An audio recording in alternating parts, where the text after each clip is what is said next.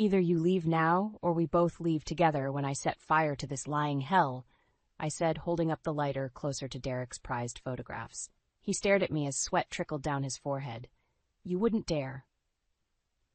The room felt like it would explode. Derek sat on the edge of the couch, his usually neat hair disheveled. His eyes darted from me to the flame and back. There was an urgent, almost desperate edge to his voice. Laura, this is ridiculous. Put that down. My hand trembled, but I kept the lighter steady. Ridiculous? You think this is ridiculous? What's ridiculous is you spending our money on someone else while claiming we're broke. He blinked rapidly, searching for the words. What are you talking about? Where's this coming from? The box, Derek? The one you thought you hid so well in the closet. Receipts for gifts, dinners, everything. All for someone named Emily. For a moment, Derek was silent. His face changed, hardening in a way that poured ice into my veins. Laura, you don't understand. There are things, it's not what you think. Using my free hand, I pulled out the receipts, throwing them at him. They fluttered down like a damning rain. Tell me, Derek, what do I not understand? Because from where I'm standing, it looks pretty clear. Derek sighed, standing and walking towards the door. For a moment, I thought he was going to leave. Look, let's talk about this rationally. No need for threats or violence. Rational? You want rational? I laughed, a harsh sound in the tense room. You've been lying to me for God knows how long, and now you want to talk? He held up his hands as if trying to calm a wild animal. Listen, we can figure this out. Put down the lighter and we can... I cut him off. Or we can what? Pretend everything's fine? Keep lying to each other. I felt my resolve waver and took a deep breath, steadying myself. No, Derek, I'm done pretending. His cool demeanor cracked for a second, showing just a hint of fear. Fine, you're right, I messed up, but can we please talk about this? I lowered the lighter slightly but kept my eyes locked onto his. Talk? Yeah, we'll talk, but not here, not now. Derek took a step forward, cautiously. What do you want, Laura? This is getting out of hand. I turned and grabbed my bag, stuffing it with whatever important documents I had tucked away. I want out. For good. And you're going to let me go without a fight. He moved closer, standing just a few feet away. And if I don't, I met his gaze, unblinking, then you'll wish you never met me. There was a silence, thick with unspoken threats and broken promises. Derek exhaled and looked away, defeated. Fine. Just put the lighter down. We'll talk. I didn't trust the softness in his voice, but I nodded and put the lighter in my pocket. Okay, but remember, Derek, I've got proof. Proof of everything. Don't test me. His shoulders slumped, and for a moment I saw the man I once loved buried under layers of deceit and betrayal. I wouldn't dare. Without another word, I walked out of the room, leaving behind the shattered pieces of a life I once thought was perfect. As I stepped into the cool night air, I felt the weight of freeing myself and the immense challenge ahead, but one thing was certain. I wasn't going to back down. Not now. Not ever.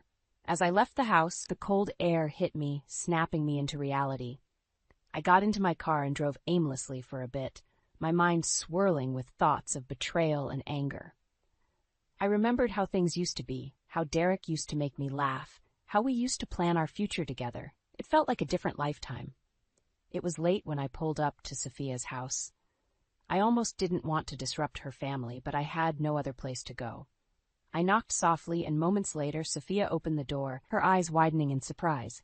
"Laura, what are you doing here?" she asked, concern etched on her face. "I need to talk. Can I come in?" I replied, my voice barely above a whisper. She stepped aside, letting me in. We sat on her couch with the soft hum of the baby monitor in the background. I told her everything, from the hidden receipts to confronting Derek. Her face grew angrier with each detail. "That jerk! I can't believe he did this to you. How long has this been going on?" Sophia's eyes were blazing with protectiveness. "A year, maybe more," I said, feeling the weight of the betrayal more heavily now. "And I think it's been going on since a year into our marriage." Sophia clenched her fists. "You need to get evidence. Solid proof. Have you checked his phone, emails, anything?" I sighed. "I found a hidden phone in his office earlier. It's filled with messages to Emily. That's how I know her name." She reached for her phone.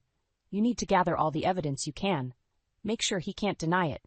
Then we'll figure out your next steps." I nodded. Sophia's determination was infectious. "Thanks. I don't know what I'd do without you." You're stronger than you think, Laura. We'll get through this together. The next day, I pretended nothing had happened. Derek avoided me, his gaze cold and distant. That night, with Derek snoring in the next room, I snuck into his office. I found the hidden phone and quietly scrolled through the messages. They were worse than I'd imagined: romantic getaways, expensive dinners, even plans for a future together. My blood boiled. One message caught my eye. Can't wait to see you tomorrow at the usual place. XO Emily.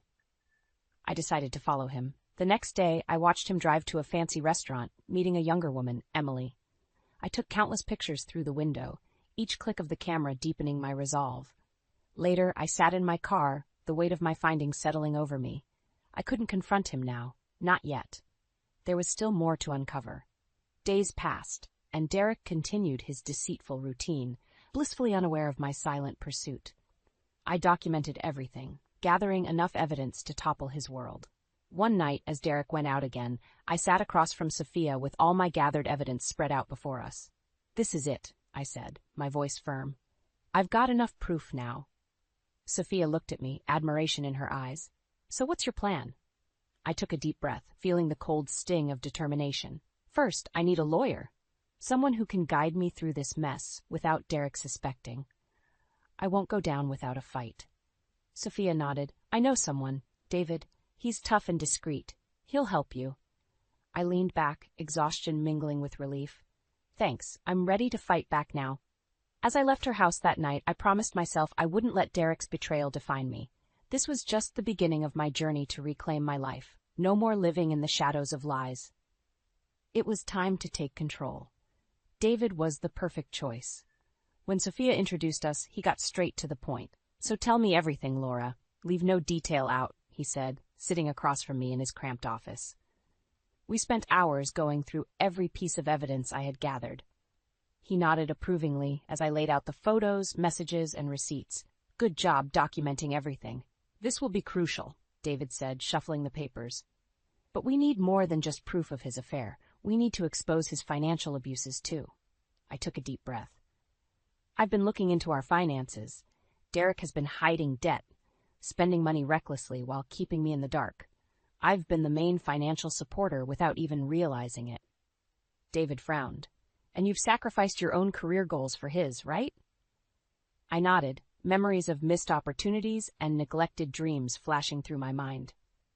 "Yes." I put everything on hold for him, believing his promises. David looked grim. "We need bank statements and any financial records you can find. He can't deny hard evidence." That night, while Derek was asleep, I tiptoed to his office. I rummaged through his desk drawers, finally finding a locked box. Using the key I had swiped earlier, I opened it to find stacks of bills, credit statements, and loan forms. My heart sank as I realized just how deep Derek's financial mess went. The next day, I handed everything over to David. He sorted through the documents, shaking his head. "This is going to demolish him, exactly what we need." At home, Derek became more distant and dismissive. One evening, I ventured to talk about our financial situation. "Derek, we need to talk about our money issues. Things don't add up," I said calmly. He glared at me, annoyed. "I handle the finances, Laura. Just focus on your work, all right?" I stared at him, anger bubbling just below the surface. "I think I have a right to know, considering my income basically funds everything." His eyes flashed with irritation. "God, Laura, must you always question everything? Leave it alone." I clenched my fists under the table. "If you'd been honest, I wouldn't have to." The argument ended with Derek storming out, leaving me feeling both angry and justified. This only strengthened my resolve to bring everything to light. A week later, David found me taking a break from work. "You've done well, Laura. We're ready to confront him. My suggestion, tomorrow." I felt a surge of determination. "Fine, let's do it." Later that night, I went through everything one last time. I visualized the moment I would lay it all out in front of him, each lie crumbling like a house of cards. The next evening, Derek walked in, his tie loose, looking exhausted. He barely acknowledged me as he sat down. I stood up, holding the stack of evidence. "We need to talk." "Now," I said firmly. He looked up, bored. "What is it now? Another one of your baseless accusations." I slammed the stack onto the table. "No, Derek. These are facts." Derek's face turned pale as he glanced at the documents. "What is this?" Proof of everything. Your affair, your lies, your financial mess. It's all here. He snatched the papers, flipping through them. His face contorted with anger. You've been spying on me? Yes, I said calmly, and now everyone will know the kind of person you really are. His eyes burned with fury. You think you can ruin me? I won't go down without a fight, Laura. I met his glare, unflinching. Neither will I. As I walked away, I felt an immense sense of relief. This was just the beginning, but I was ready for the battle ahead. Derek's control over me was over, and my plan was in motion. It was time to reclaim my life. I could barely sleep. The showdown with Derek left me restless and tense. David assured me our next step was crystal clear. We've got him cornered, Laura. Now's the time to confront him with everything we've got. The next morning, I prepared myself. I was ready for the final talk. When Derek came home that evening, the tension between us was electric. He knew something was off. Laura, what's with the cold shoulder? We need to clear the air, he said, trying to sound reasonable. But I saw through him. We do, I replied, holding up the investigator's report David had handed me. And I've got all the proof I need. He narrowed his eyes, suspicion creeping into his gaze. What are you talking about? I hired a private investigator. I have photos of you with Emily spending our money like it's water, and there's more, details on your financial irresponsibility, I said, keeping my voice even though my heart was pounding. Derek's face twisted with anger and disbelief. You had no right to do that. I had every right, I shot back. You've been lying and cheating for years. This is your mess, Derek, not mine. He lunged forward, grabbing the report from my hands and slamming it on the table. You think this will destroy me? Think again, Laura. I stood my ground. This is your doing. You broke us. I'm just making sure you can't deny it. His eyes turned cold. You want to leave? Fine, but you won't get a penny from me. I laughed, a hollow sound in the stifling room. You really think you can bully me into staying? I've already taken steps to secure what's mine. He sneered. You think you're so clever, but you're just playing a dangerous game. Maybe, I said, grabbing my bag, but I'm done being afraid of you. I turned to leave, but Derek grabbed my arm. This isn't over, Laura. You can't just walk away from everything. I pulled free and faced him. Watch me, I replied, venom in every word. I walked out, slamming the door behind me. Outside, the cool air felt like freedom. I drove to David's office, where we finalized the plan. I outlined every detail with a steady hand, making sure each move was calculated to perfection. We're in this together, Laura, David said, his tone reassuring. You're doing the right thing. The next day, I started extracting my money from our joint accounts. I set up separate accounts in my name, ensuring Derek couldn't touch a dime. Over the next few days, I discreetly moved the majority of our savings. Derek started to sense something was up. He became more demanding, checking our accounts, questioning me constantly. But I stayed calm, playing along. The money's safe, Derek. You need to trust me, I would say, my face betraying nothing. Finally, the day came when the balance tipped in my favor. With the help of David and Sophia, I had everything I needed. I was financially independent, and Derek had no idea how close he was to losing everything. I called a meeting with Derek, Sophia, and David present. Derek strutted in, confidence masking his unease. What's this about? I laid out the accounts, the statements, every transaction he thought he'd hidden. This is about your lies catching up to you. He glanced at David, then back at me. You can't do this. Watch me, I said calmly. David stepped forward. Legally, Laura's in the clear. You've been dishonest, Derek. Now you face the consequences. Derek's face fell, fury and fear battling for control. You'll regret this, he spat, but there was no power behind his words. No, Derek, I replied, standing tall. You're the one who'll regret it. As I left with Sophia and David by my side, I felt the weight lifting. This was far from over, but I was ready. Derek's control was shattered, and I was finally free to reclaim my life. The first steps had been taken, and I wouldn't stop until I saw this through to the end. I moved into Sophia and John's guest room the next day. They insisted I stay as long as I needed. Derek's threats from the previous night echoed in my mind, but I refused to let them shake me. Sophia was a rock of support. One morning over coffee, she said, Laura, you're doing amazing, but you need allies. People who can support you both emotionally and practically. I know, I replied, sipping my coffee. But who do I turn to? Derek made sure to isolate me. Sophia leaned in. We'll start with family and close friends who can offer real help. People you trust.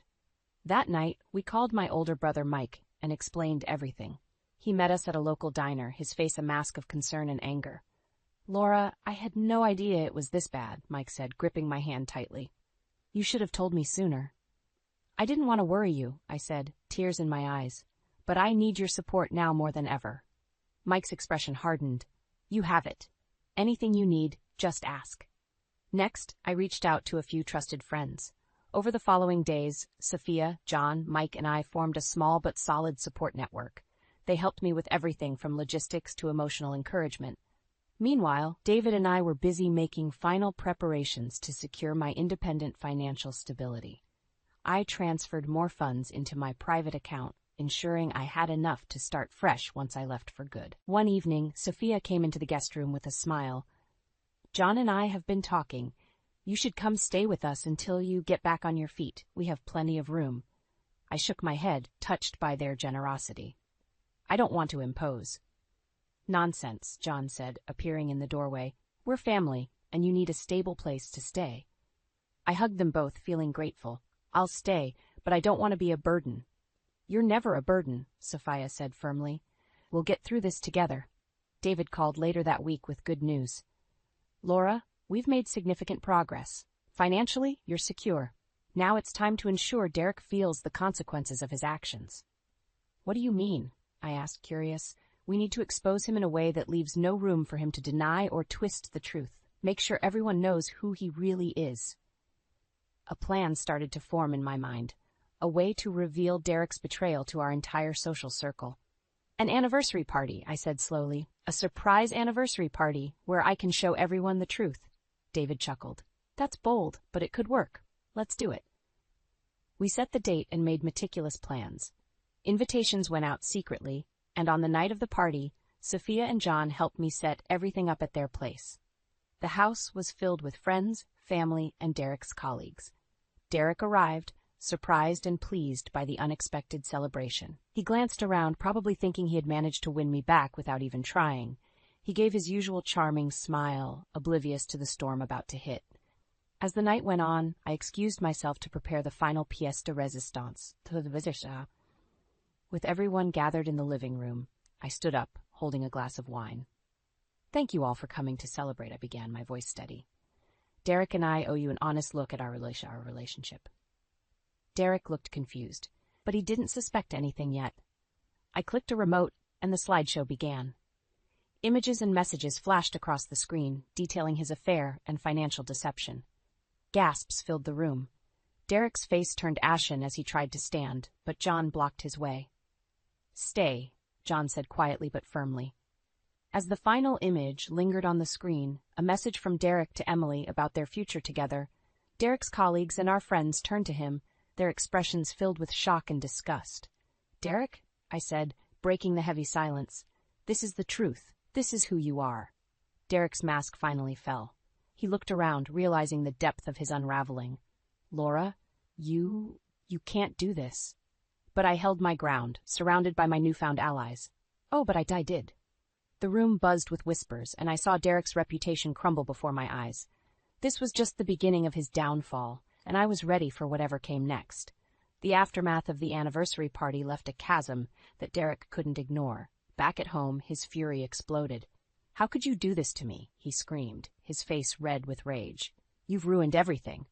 I stood my ground, nerves steely. I showed everyone the truth, Derek. You ruined everything yourself. You think you're so clever, don't you? He sneered. You've got nothing without me. You're wrong. I have everything I need now. I leaned in, my voice low and cold. And you? You have nothing left but shame. He lunged, and for a second I thought he'd hit me. But he stopped short, his hands clenching and unclenching. This isn't over, Laura. You'll pay for this. We'll see, I said, stepping away. I'm leaving, and there's nothing you can do to stop me. The next day, I moved the rest of my belongings to Sophia and John's place. Derek tried calling, texting, even showing up at their door, but John was always there to send him packing. David delivered more good news soon after. Derek's reputation is in shambles. He's losing clients fast. Word spreads quickly. I nodded, feeling a grim satisfaction. Good. With Derek destabilized, I contacted Emily. She needed to know the kind of man she was involved with. We arranged to meet at a cafe downtown. Emily was younger than I expected, with wide eyes that betrayed her nerves. "Why are we meeting?" she asked tentatively. I took a deep breath. "You need to hear this. Derek isn't who he says he is. He's been cheating on me a long time, lying to both of us." She looked stunned. "What?" "No, Derek said he and his wife were having problems." "Yeah, because he caused them," I said, handing her a file David had helped me prepare.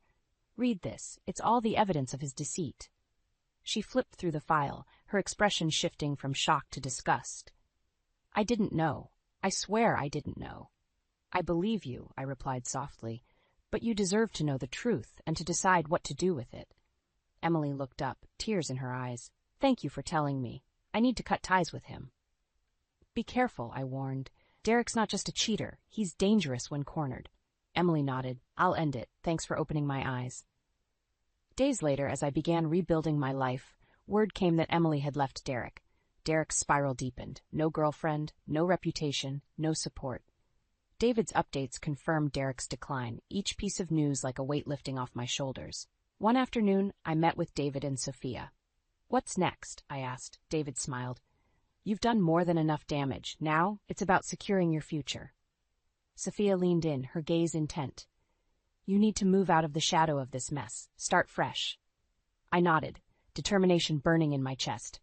"I'm ready." The next day, I began packing my things, preparing to move into a small, cozy apartment I had secured. It was a new start, a space that was mine alone. Derek tried reaching out once more, showing up at the apartment just as I was unpacking. "Laura, please, let's talk," he pleaded, looking broken. I met his eyes with a hard stare. "There's nothing left to say.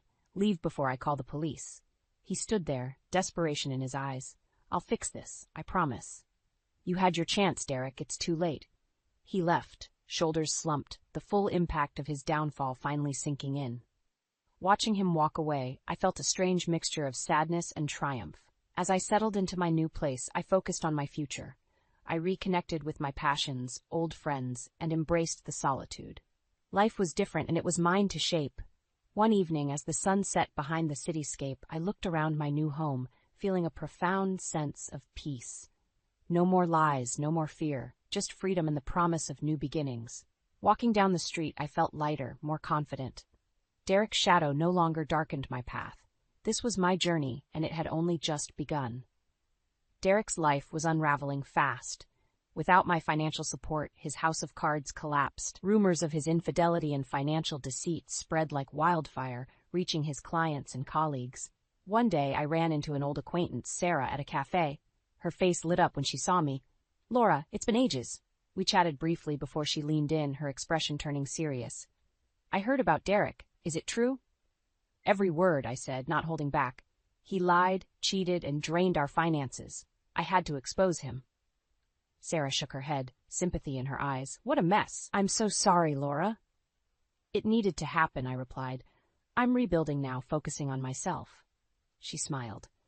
"Good for you. If you need anything, don't hesitate to ask." It wasn't long before Derek hit rock bottom. One evening, David called with an update. "Derek's been let go from his job. His colleagues lost all respect for him." "He deserves it," I said, feeling a grim satisfaction. "What's next for him?" David sighed. "He'll likely try to find new work, but with his reputation, it won't be easy." I nodded, thinking about how far I'd come. "Thanks, David. I appreciate everything you've done." As days turned into weeks, Derek's desperation grew. One afternoon, I received a call from an unknown number. Hesitantly, I answered. "Laura, it's Derek," his voice cracked, full of vulnerability. "I need your help." "No, you don't," I replied, keeping my voice steady. "You need to face the consequences of your actions." "Please," he begged. "I've lost everything. I can't do this alone." "You did this to yourself, Derek," I said firmly. "Goodbye." With a click, I ended the call. I felt a mixture of pity and relief. Derek had to learn the hard way that actions have consequences. Emily reached out to me as well, saying she had cut all ties with Derek. "I'm so sorry for being part of this," she said softly. "I didn't know." "It's not your fault," I reassured her. "Derek was the manipulator. You deserve better." She thanked me, and we parted ways, both of us seeking new beginnings. As for me, I threw myself into my work and hobbies. I reconnected with old friends, spending weekends exploring the city and enjoying simple pleasures. Life felt lighter, freer. One evening, I hosted a small dinner party at my new apartment. Sophia, John, Mike, and even David came. The air was filled with laughter and warmth, a stark contrast to the tension and deceit I had lived with. Sophia raised her glass. To Laura, for her strength and courage, may this be the beginning of a beautiful journey. We all clinked our glasses, and I felt a surge of gratitude. These people, my true family, had stood by me through the toughest times. As the party wound down, David pulled me aside.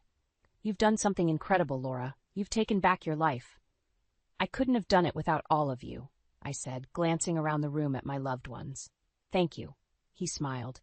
"Here's to moving forward, then." In the days that followed, I saw Derek once more. He was a shadow of his former self. Sitting alone in a cafe, staring blankly at a cup of coffee. Part of me wanted to offer solace, but I knew it wasn't my place. Instead, I walked past, my head held high. This was my story now, free from his toxic influence. With renewed strength and an open heart, I embraced my independence. Each step I took was a reminder of my journey, from betrayal to empowerment. Life was mine to shape, and I was determined to make every moment count. I had faced darkness and emerged stronger, ready to build a future filled with light and possibility. As I continued on my path, I knew one thing for sure. I was unstoppable. Moving into my new, cozy apartment felt like stepping into a fresh chapter of my life.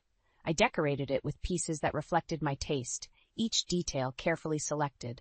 A sense of peace settled in, a stark contrast to the chaos that had dominated my world. One morning, while brewing coffee, my phone buzzed. It was a text from an old friend, Rachel. "Hey, Laura, just heard about everything. Can we catch up? Lunch?" I smiled, glad for the reconnection. "Sounds great. Let's meet at the bistro by the park." At lunch, Rachel listened intently as I recounted the betrayal and the fallout. Her eyes widened in disbelief. "Wow, Laura, that's intense. How did you manage?" "With a lot of help. My friends and family were my support system," I replied, warmth flooding my chest as I thought of them. "And now, I'm just focusing on living the life I want." Rachel grinned. "Good for you. You always had a fire in you." Reconnecting with old friends became a regular part of my routine. Each meeting brought laughter, memories, and a sense of healing. I was rebuilding, piece by piece. One day I received a call from an unfamiliar number. "Hello? Laura, it's Emily." "Emily, is everything all right?" I asked, surprised. She took a deep breath. "I just wanted to say thank you, Senior, for showing me the truth about Derek. It was hard, but I've moved on, started a new job, meeting new people." "That's wonderful to hear, Emily. You deserve happiness." "You too, Laura. Take care," she said before hanging up. Hearing Emily's progress felt like another weight lifted. The threads of Derek's deceit were finally unwinding, freeing us both. My freelance web development business began to flourish. I took on projects that excited me, each one a step toward professional fulfillment. The freedom to choose made all the difference. One afternoon, as I was finalizing a project, there was a knock on the door. It was David, holding a bottle of wine. "Thought we'd celebrate your newfound independence," he said with a smile. We sat on the balcony, the city skyline glowing as the sun set. "So, Laura, how does it feel to be here after everything?" I sipped my wine, feeling the cool breeze. "It feels freeing. I didn't realize how much weight I was carrying until it was gone." David nodded. "You've come a long way. What's next for you?" "I'm focusing on me now, my work, my passions, maybe even travel once things settle." He raised his glass. "Here's to new beginnings." "To new beginnings," I echoed, clinking my glass with his. As the months passed, I explored old interests and discovered new ones. I took up painting, joined a book club, and even tried my hand at cooking exotic recipes. Life was full, vibrant. One evening, while shopping for groceries, I bumped into an old colleague, Marcus. We chatted briefly, catching up on life. He mentioned a new tech startup looking for experienced developers. "You'd be perfect for it, Laura. Interested?" I smiled, feeling a spark of excitement. "Send me the details. I'd love to know more." Opportunities seemed to unfold naturally, reflecting my new mindset. I was no longer bound by fear or betrayal. I was free to chase my passions and dreams. Sophia and John remained close, often hosting dinner parties that filled my weekends with joy and laughter. One evening, as we sat around their dining table, Sophia leaned over and whispered, "I'm proud of you, Laura. You've rebuilt yourself from the ground up." "Thank you," I replied, feeling a swell of gratitude. "I couldn't have done it without you all." Walking home that night, I felt a deep sense of contentment. The streets were quiet, the city lights casting a warm glow. I had taken back my life, turned pain into strength, and embraced a future full of possibilities. As I stepped into my apartment, I looked around, smiling. This was my sanctuary, a symbol of my resilience. My journey had been tumultuous, but it led me here, to a place of peace and empowerment. This was my life now, authentic, self-defined, and filled with hope. I walked confidently into the future, knowing I was unstoppable. The jingle of the bell above the diner's door announced my arrival. I scanned the room, taking in the faded red vinyl booths and the faint aroma of stale coffee and greasy food. This was exactly the kind of place I'd been looking for, somewhere to blend in, to start over without drawing attention. "Just one?" The voice of the middle-aged waitress snapped me out of my thoughts. "Yes, please." I forced a polite smile. She led me to a booth by the window and handed me a laminated menu. "Take your time, hon." As she walked away, I let out a slow breath, trying to shake off the lingering unease that had followed me since leaving Boston. This was a fresh start, a chance to leave the past behind. I had to make it work. The bell jingled again, and a man strode in, his confident gait instantly commanding attention. He caught my eye and flashed a smile that made my heart skip a beat. There was something disarmingly familiar about him, like a memory I couldn't quite place. "A new face in town, huh?" he remarked casually, sliding into the booth across from me. I tensed, my guard immediately rising. "Yeah, just moved here," I replied, forcing another smile. "What gave it away?" He chuckled softly, his piercing blue eyes studying me intently. "Oh, just a hunch. Small towns don't get many newcomers." "So, what's your name?" he asked, extending a hand. I hesitated for a moment before taking it. "Alice," I said reluctantly. "Alice Grant." "James," he nodded, a grin spreading across his face. "James Rivers." His grip lingered a beat too long, and I couldn't shake the feeling that he knew more about me than he let on. I pulled my hand back, suddenly regretting my decision to come here. "So, Alice," James leaned back, his gaze never wavering, "what brings you to our little slice of paradise?" I swallowed hard, struggling to maintain my composure. "Just needed a change of scenery," I replied, trying to sound casual. "Ah, I see." He nodded slowly, his expression unreadable. "Well, let me be the first to welcome you. I have a feeling we're going to get to know each other real well." As he stood and walked away, I couldn't help but wonder what exactly he meant by that, and more importantly, how much did he already know about the life I was so desperate to leave behind. The next few weeks passed in a blur as I settled into my new life in the small town. I found a job at a local bookstore, relishing the peace and quiet it offered. The owner, an elderly woman named Mrs. Henderson, seemed content with my desire to keep to myself. "You've got a real gentle way about you, dear," she remarked one afternoon as we restocked the shelves. "Not like most of the young folks these days." I smiled politely, grateful for her kindness but wary of getting too close. The last thing I needed was to let anyone in, to risk them uncovering the truth about my past. As the days went by, I couldn't shake the feeling that I was being watched.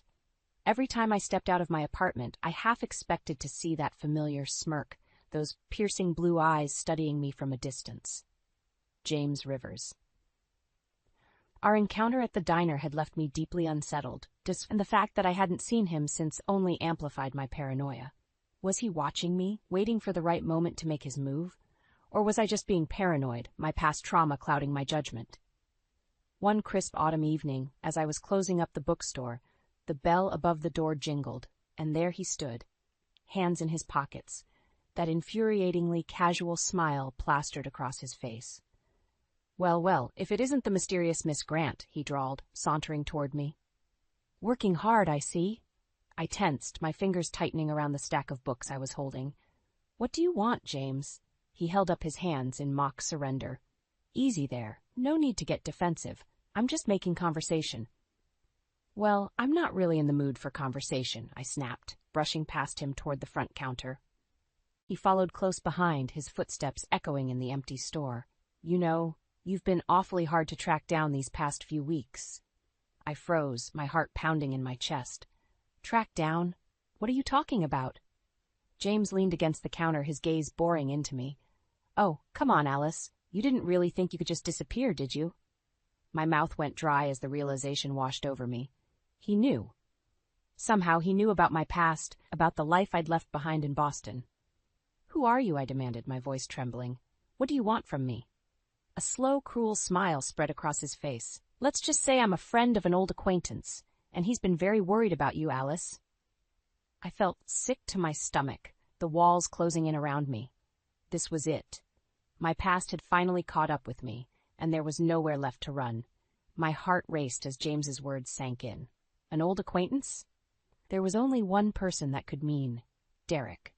My manipulative, controlling ex-husband who had made my life a living hell back in Boston. You're working for Derek, aren't you? I demanded, clenching my fists to hide the tremors running through my hands. James simply shrugged, that infuriating smirk never leaving his face. The man has deep pockets, and he's willing to pay handsomely to get what he wants. And what exactly does he want? I spat, feeling a surge of defiance rise within me. Well, that should be obvious. James leaned in closer, his voice low and menacing. He wants you back, Alice, and he's not going to stop until he gets what he wants. A chill ran down my spine at the implication behind his words. Derek had always been possessive, convinced that I belonged to him, that he could control every aspect of my life. The thought of being dragged back into that nightmare was almost too much to bear. Tell him he can go to hell, I growled, standing my ground. I'm not going anywhere with him or his lackeys. James's eyes narrowed, and for a moment I saw a flicker of something else behind that casual facade. Anger, maybe even a hint of admiration. You've got spirit, I'll give you that, he conceded. But you're playing a dangerous game here, Alice. He reached into his jacket pocket and pulled out a manila envelope, tossing it onto the counter between us. Derek wanted me to give you these. Said you might need some convincing. With trembling hands, I opened the envelope and felt the blood drain from my face. Inside were a stack of photos, candid shots of me going about my daily life here in this small town, shopping at the grocery store, walking to work, even standing outside my apartment building. Derek had been watching me, tracking my every move. He's not going to stop, Alice, James said, his voice taking on a softer tone. He's obsessed with you, and he's got the money and resources to make life very difficult for you if you don't cooperate. I looked up at him, my eyes brimming with tears of frustration and anger. So, what? I'm just supposed to give in? Let him control me again? James held my gaze for a long moment, and I could have sworn I saw a flicker of something else in his eyes. Sympathy, maybe? Look, I'm just the messenger here, he said finally. But if I were you, I'd think long and hard about what's really important. Because Derek Wallace doesn't take no for an answer. With that, he turned and walked out of the bookstore, leaving me alone with the weight of his words and the sickening realization that my past had finally caught up with me. That night, as I tossed and turned in bed, memories of my life with Derek came flooding back, unbidden. The way he had slowly but surely isolated me from my friends and family.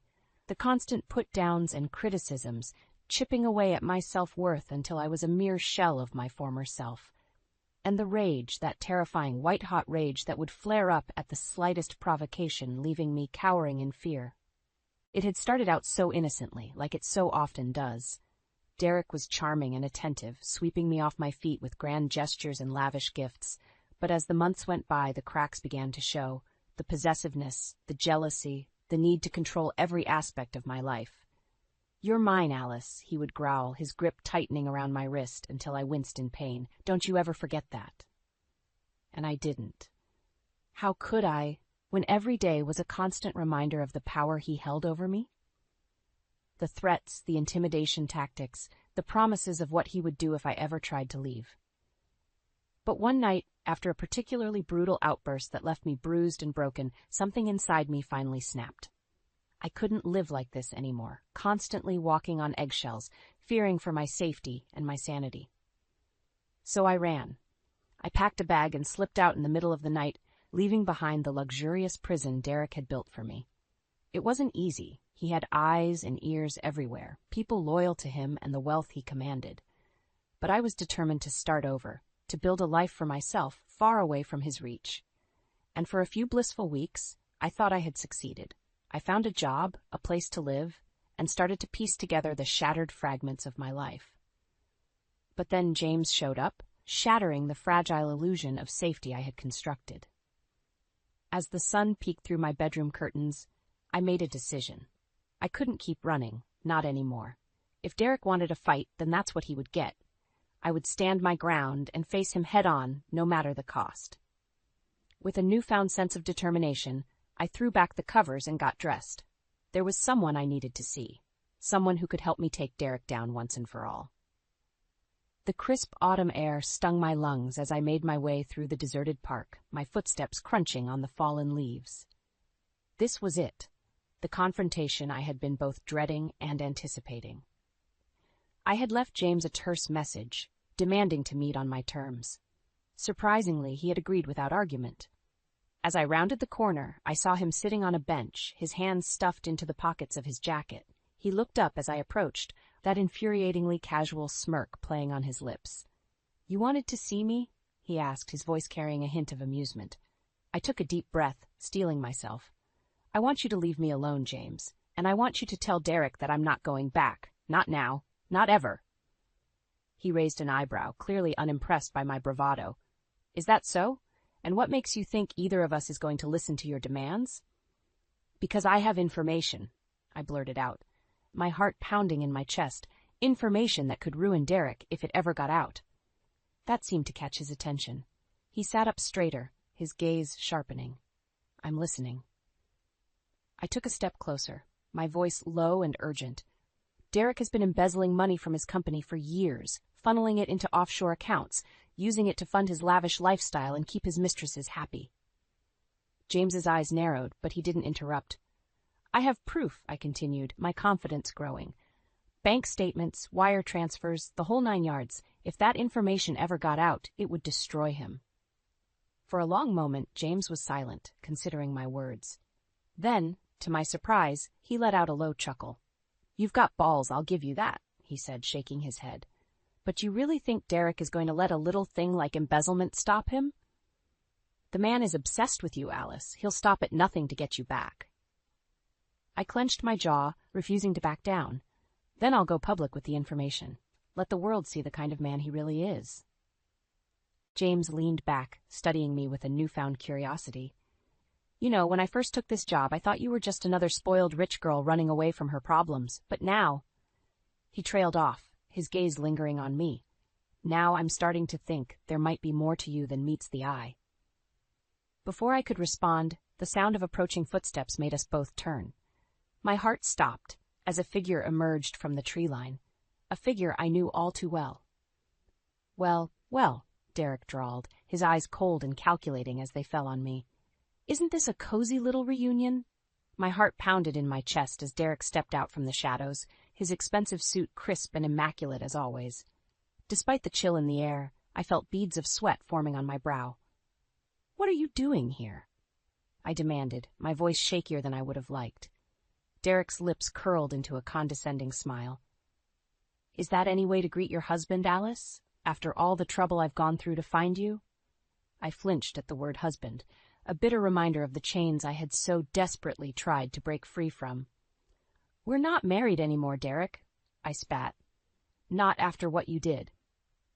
His eyes flashed with anger, and for a moment I caught a glimpse of the monster that lurked beneath that polished exterior. "You're mine, Alice," he growled, taking a step closer. "You always have been, and you always will be.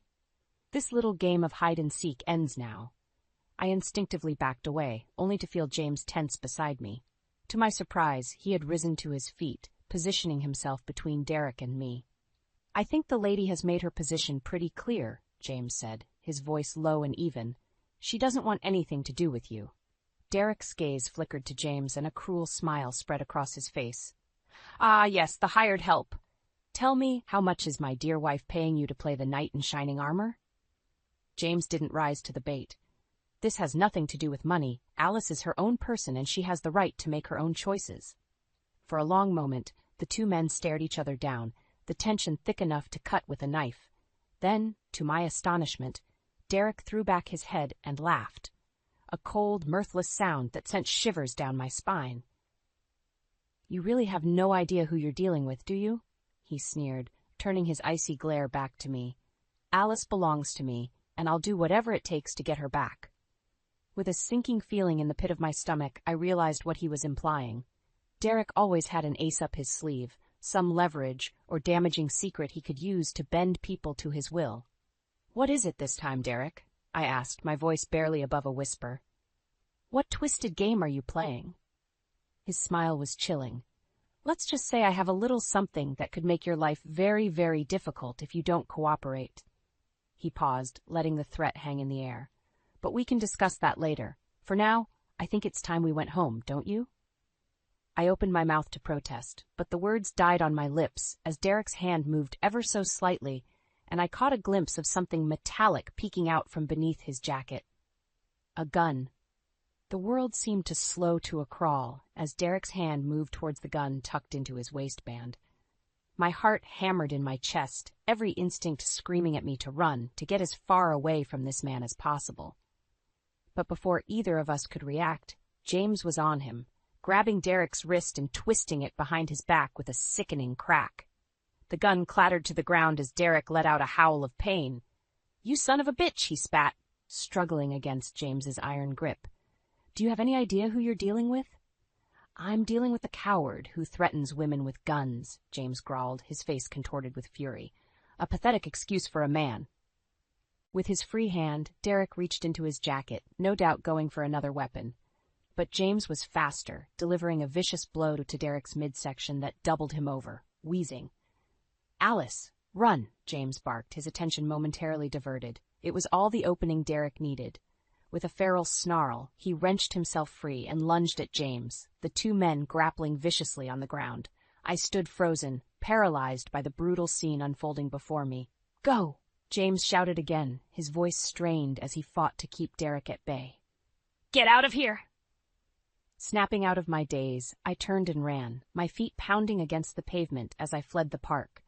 Branches scratched at my face and my lungs burned, but I didn't dare slow down, not until I had put as much distance between myself and Derek as possible. Finally, gasping for breath, I stumbled into the parking lot of my apartment complex, collapsing against the rough brick wall. My mind raced, replaying the events of the night over and over again. James had saved me. The man I had initially mistrusted, the one I thought was just another pawn in Derek's twisted game, had put himself in harm's way to protect me. And now, who knew what Derek was capable of doing to him? The thought made my stomach churn, and I knew I couldn't just leave him to face Derek's wrath alone. Not after what he had done for me. Steeling my resolve, I pushed off from the wall and made my way back towards the park, my heart pounding with a mixture of fear and determination.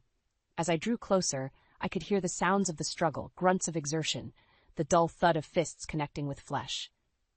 And then, silence. I rounded the corner, and the sight that greeted me made my blood run cold. James lay motionless on the ground, a trickle of blood running from a gash above his eye, and standing over him, chest heaving, was Derek, his face twisted into a mask of pure rage. "Well, well," he sneered, turning his icy glare towards me. "Look who decided to come back." My heart pounded in my chest as I stared at Derek, his face twisted into a sneer of triumph. James lay motionless on the ground behind him, and a wave of guilt and fear washed over me. This was all my fault. If I had just gone back with Derek like he demanded, none of this would have happened. "You just couldn't leave well enough alone, could you?" Derek spat, taking a menacing step towards me. "Had to go and play the hero. Try to take me down." I opened my mouth to respond, but the words caught in my throat. What could I possibly say to reason with this man, this monster who had haunted my every waking moment for so long? "I'm done playing games, Alice," he growled, his voice low and dangerous. "You're coming home with me, one way or another." A flicker of movement in my peripheral vision caught my eye, and I turned to see James stirring feebly on the ground. Relief flooded through me. He was alive, at least for now. "Don't you dare touch her," James rasped, his words slurred as he struggled to push himself up. Derek let out a derisive snort. "Or what? You'll bleed on me some more." He turned back to me, a cruel smile twisting his lips. "You see what happens when you defy me, Alice? When you try to run? My mind raced, desperately searching for a way out of this nightmare. I couldn't go back with him, not after everything he had put me through. But I couldn't bear the thought of anyone else getting hurt because of me either. That's when I remembered the envelope, the one containing all the damning evidence of Derek's criminal activities. With trembling hands, I reached into my pocket and pulled it out, holding it up for him to see. "You want me, Derek?" I said, my voice wavering slightly. "Fine, but first you have to destroy this." His eyes narrowed as he registered what I was holding. "Where did you get that?" "Does it matter?" I countered, trying to project a confidence I didn't feel. "All that matters is what's inside, enough to bury you for good." For a long moment Derek was silent, weighing his options. Then slowly he extended his hand. "Give it to me." I shook my head defiantly. "Not a chance. You destroy it first, then I'll go with you. No tricks." A muscle twitched in Derek's jaw, but he seemed to realize he had no other choice. With exaggerated care, he reached into his jacket and pulled out a sleek silver lighter. Our eyes locked as he flicked it open, the tiny flame dancing in the evening breeze. "After you," I said, nodding towards the envelope. Derek's lips curled into a sneer, but he did as I asked, touching the flame to the corner of the envelope. The papers inside caught fire instantly, and he dropped it to the ground, watching impassively as the evidence went up in smoke. "There," he said, grinding the ashes beneath his heel. "Now come along, like a good girl." I felt sick to my stomach, but I had no other choice. Squaring my shoulders, I started to move towards him, my heart heavy with dread. That's when I heard it, a faint ringing sound coming from the bushes nearby. Derek froze, his brow furrowing in confusion. Then, to my astonishment, a figure emerged from the shadows, holding up a sleek black phone. "You really should be more careful with your secrets, Derek," a familiar voice rang out. "You never know who might be listening." "Mia?"